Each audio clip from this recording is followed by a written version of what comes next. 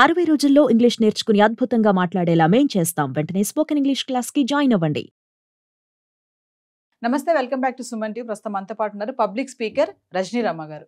నమస్తే మ్యామ్. నమస్తే నవీన. మ్యామ్, మనం మ్యారేజ్ సిస్టమ్ మీద చాలా వీడియోస్ చేసాం, మనం పెళ్ళిళ్ళ మీద. పెళ్ళిళ్ళు అనేవి ఇల్లుని గుల్ల చేస్తున్నాయి అనేది ఒక ట్రెండ్ నడుస్తుంది ఈ మధ్య కాలంలో. మిడిల్ క్లాస్ వాళ్ళని చూసుకుంటే అప్పులు చేసి మరీ కూడా ప్రీ వెడ్డింగ్ షూట్ అని, హల్దీ షూట్ అని, ఆ షూట్ ఈ షూట్ అని చెప్పేసి అప్పులు లోన్లు పెట్టి కూడా చేస్తున్నారు.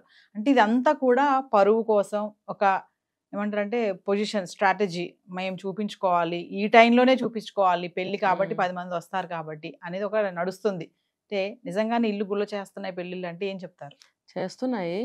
ఇప్పుడు అబ్బాయి తరఫు వాళ్ళు కూడా పెళ్లి గ్రాండ్గా చేయండి అని అడుగుతున్నారు.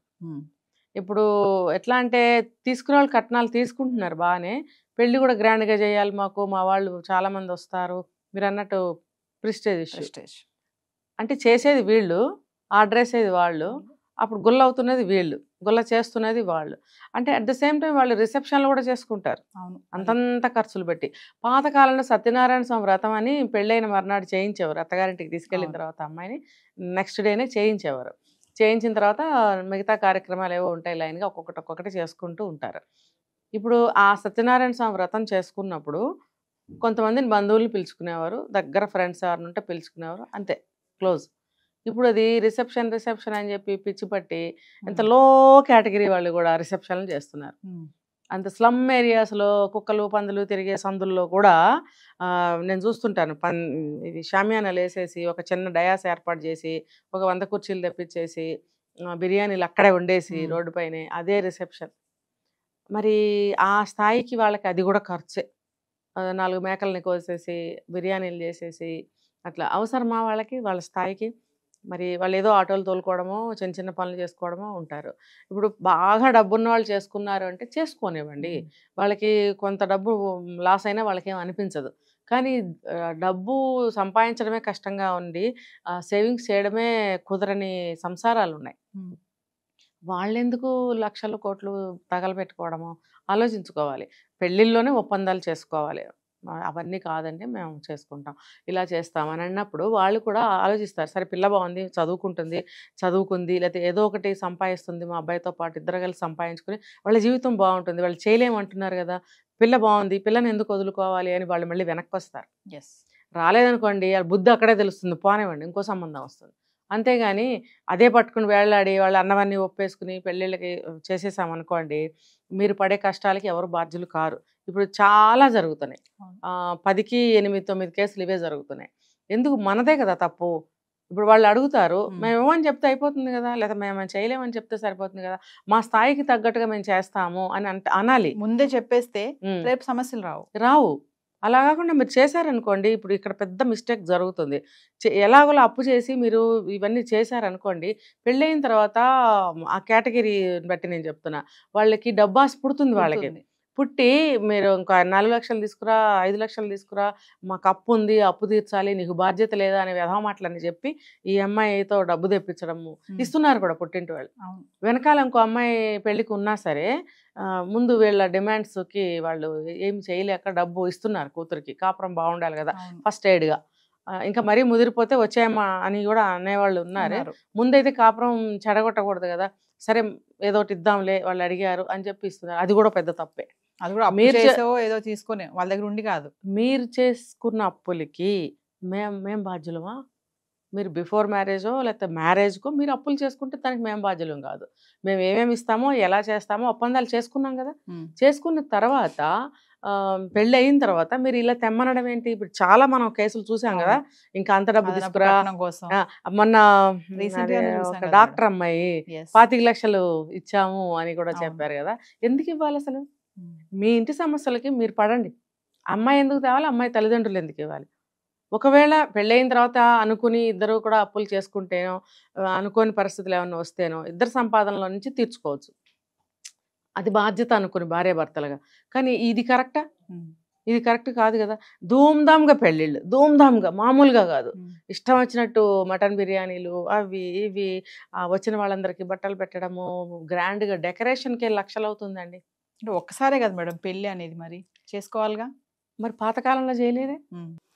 పాతకాలంలో అందరికీ దర్జా కావాలి, ఎప్పుడూ కావాలి. మనిషి నైజం పుట్టిన దగ్గర నుంచి మనిషి అనాది కాలం నుంచి మనిషి బుద్ధి అలాగే ఉంది. మరి అలాగే ఉన్నప్పుడు అప్పుడు అనుకోలేదే మనిషి, ఇప్పుడు ఎందుకు అనుకుంటున్నాడు అంటే సౌకర్యాలు అవైలబిలిటీస్ అనేవి ఎక్కువైపోయాయి, ప్రతిదీ దొరికేస్తుంది. ఆడవాళ్ళు పాతకాలంలో చుట్టాలు 4 ఆడవాళ్ళు నడుము బిగించి వంటలు చేసేవారు పెళ్ళిళ్ళకి. పెద్ద తాటాకుల చాప అమ్మేవారు, పెద్దదన్నమాట, 10x10 ఏదో సైజు అడుగులు అనమాట. నేనంటే ఒక రూమ్ సైజులో తాటాకు చేపలు అమ్మేవారు. అవి కడిగేసి శుభ్రంగా నేల మీద వేసేసి ఒక కొత్త బట్ట ఏదన్నా ఉతికి పిండి దాని మీద వేసి వండిన అన్నం మొత్తం దాని మీద వేసి దాని మీద ఇంకొక పిండిన గుడ్డ వేసేవారు. అన్నం పులిహార కూడా అంతే, అలాగే కలిపి దాని మీద కూడా వేసేవారు. మరి ఇక బూరెలు గారెలు అనేవి గంపల్లా పెట్టేవారు, వచ్చిన వాళ్ళకి వడ్డించేవారు. ఇప్పుడేంటి బయట నుంచి క్యాటరింగ్లు, వంట వాళ్ళని పిలిపించి వేల మంది జనాన్ని పిలిచి సంతర్పణ భోజనాల్లాగా పెట్టడము. వీళ్ళు వెళ్ళిన వాళ్ళ కుక్కల్లాగా ఎగబడితే ఒక్కడికి కూడా సరిగ్గా స్వీట్ అందితే పప్పు అందదు, పప్పు అందితే అన్నం దొరకదు, అన్నం దొరికితే మజ్జిగ దొరకదు, అలాంటి భోజనం పెడుతున్నారు. చాలా మంది తినకుండానే వెనక్కి వస్తున్నారు. ఎంతమందికి అందుతున్నాయండి అవి? అసలు అందవు ఎవరికి. ముందు చెప్తున్నాను, కుక్కల్లాగా ఎగబడితే ఆ ప్లేట్స్ లో అసలు నిజంగా నాకు అసహ్యం వేస్తుంది అలాంటివి చూస్తే.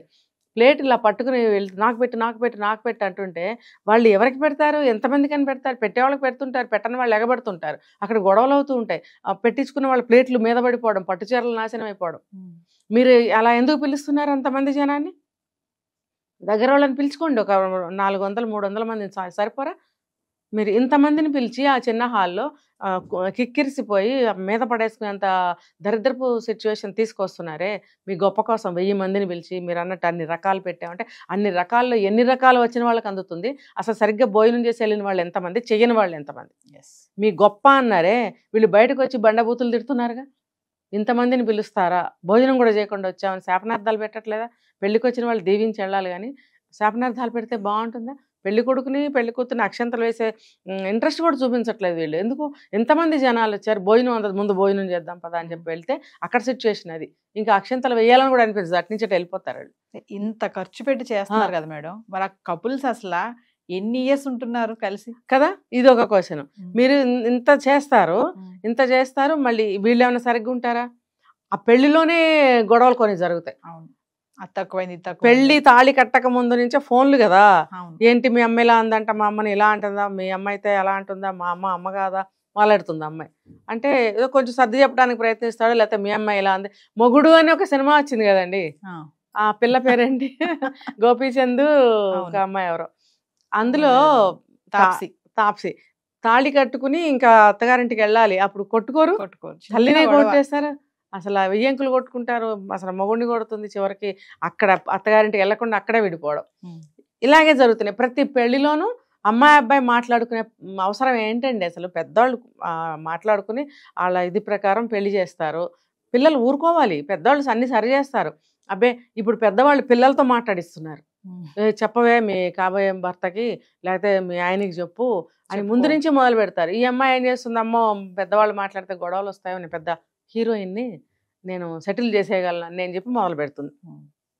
అట్నుంచి ఆ అబ్బాయి కూడా అంతే, తల్లిదండ్రులకు తెలిస్తే బాధపడతారని చెప్పి అతను కూడా ఏదో సెటిల్ చేయాలని ప్రయత్నించే క్రమంలో వీళ్ళిద్దరు శత్రువులు అప్పుడే అయిపోతారు. బిఫోర్ మ్యారేజ్ అవుతారు, లేదంటే తాళి కట్టంగానే అవుతారు.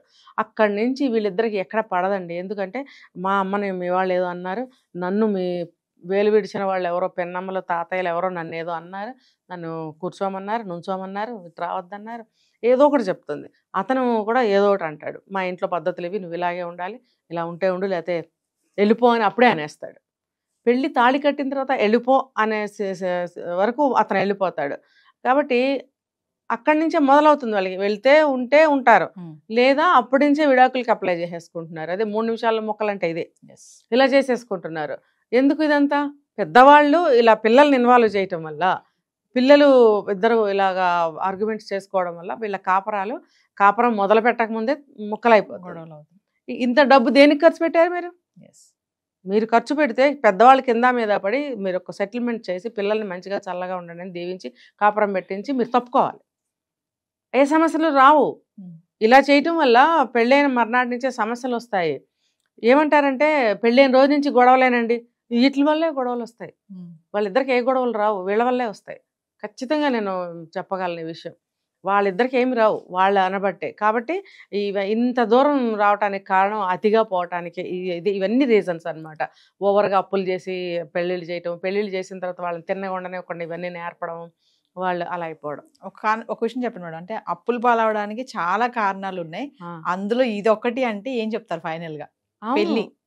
నిజమే, పెళ్లి చాలా గ్రాండ్ గా చేయాలి, అమ్మాయి బాగుంటుంది, అబ్బాయి ఫలానా ఇష్టపడి చేసుకుంటున్నాడని బ్యాండేజ్ మరి చెప్తారు. చెప్పినప్పుడు ఈ అమ్మాయి కూడా ఏం చెప్తుంది, అబ్బా మా అత్తగారు వాళ్ళు చాలా మంచి వాళ్ళు అని చెప్పి చాలా గొప్పగా చెప్పుకుంటుంది. కానీ ఈ క్రమంలో నువ్వు చెప్పు అనుకునే క్రమంలో గొడవలు వచ్చేస్తున్నాయి. గొడవలు వచ్చేసి ఏదో చిన్న చిన్నవి జరగలేదని, లేకపోతే మళ్ళీ ఇంకొంచెం ఎక్స్ట్రా డబ్బులు పెళ్ళైన తర్వాత ఏదైనా అడగటం అని వెళ్తే, నాకు అప్పులు ఉన్నాయి నీ శాలరీలో నుంచి తీర్చు అని అడగటం, ఏది కూడా వీళ్ళకి నచ్చని విషయాలు జరుగుతాయి. జరిగినప్పుడు ఇలా అయిపోతుంటాయి. కాబట్టి ఏ పెళ్ళిళ్ళు కానీ ఏదైనా సరే లిమిట్గా చేసుకోండి. మీరు ఎందుకు దేశం వాళ్ళందరినీ ఎందుకు పిలవాలి?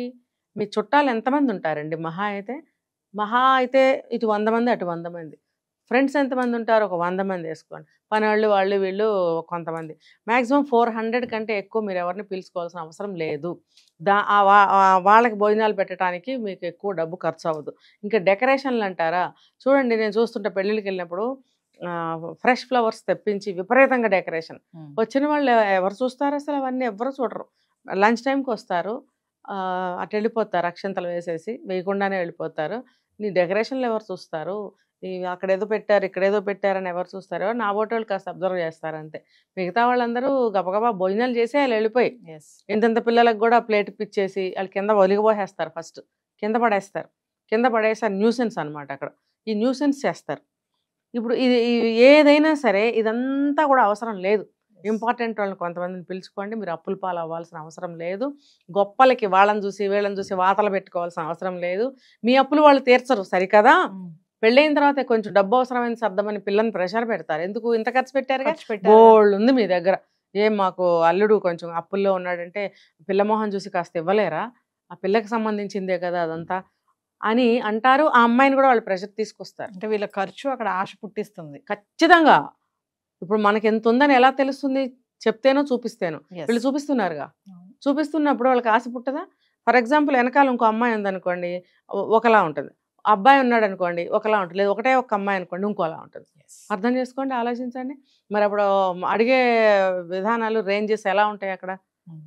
అలా అనమాట. అసలు ఒకటే కూతురు ఇదంతా ఏం చేసుకుంటారు అని మొదలు పెడతారు. బాగా టార్చర్. ఎలా అయినా సరే ఇవ్వమనటమే. కాబట్టి మనమే వాళ్ళకి ఆశ పెడుతున్నాం, మనమే ఎంత ఉందని చెప్తున్నాము. అంటే ఇక్కడ మీరు అప్పు చేసి ఇదంతా చేశారన్న సంగతి వాళ్ళకి అనవసరం. ఒకవేళ తెలిసినా అనవసరం. మీరు అప్పు తీర్చుకునే కెపాసిటీ ఉందిగా అనుకోవచ్చుగా. కాబట్టి మీరు అంత అప్పు చేయనవసరం లేదు. లేకపోతే కొంతమంది కూతుళ్ళు పెళ్ళైన తర్వాత సంపాదించి అమ్మలకి పంపిస్తూ ఉంటారు అప్పులు తీర్చుకోండి అని. ఆ భరోసాతో కూడా ఉంటారు వాళ్ళు. కాబట్టి ఇవాళ రోజున అలాగే చేసుకుంటున్నారు పెళ్ళిళ్ళు. అమ్మ నేను సర్దుతాను, మీరు గ్రాండ్గా చేయండి, నా ఫ్రెండ్స్ వస్తారు, అది ఇది. కొంతమంది అయితే అబ్బాయిలు వాళ్ళ ఫ్రెండ్స్కి లిక్కర్ పార్టీలు కూడా పెట్టుకుంటుంటారు. అంటే వాళ్ళ వైపు నుంచి అనుకోండి. ఒకవేళ వీళ్ళ వైపు నుంచి కూడా అలాంటి ఆచారాలు ఉంటే పెట్టుకుంటున్నారు. అనవసరంగా పెళ్ళిళ్ళల్లో తాగడం ఏంటండి?